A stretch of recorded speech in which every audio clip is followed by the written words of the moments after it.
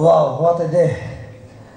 আমার একটা বক্তৃতা লেখা আছে, কিন্তু আমি ইমোশনে উল্টাপাল্টা করতে পারি, যাই না।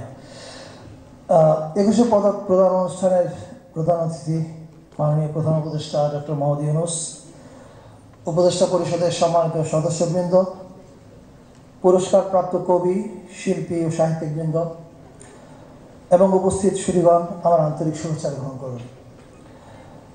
Let me also express my sincere thanks to the Excellencies, ambassadors and dignitaries who have graced this event today. এবছর যারা 21শে পদকে ভূষিত হয়েছেন তাদের সবাইকে অভিনন্দন জানাই। রাষ্ট্রীয় পদক রাষ্ট্র কর্তৃক প্রদত্ত সম্মান।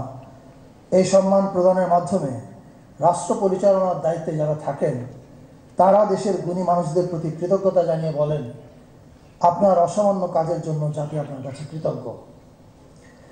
একই সাথে সরকার পরিচালনায় যারা থাকেন তারা এর মধ্য দিয়ে তাদের দর্শন, রাজনীতি এবং সাংস্কৃতিক দৃষ্টিভঙ্গি প্রকাশ করে থাকেন।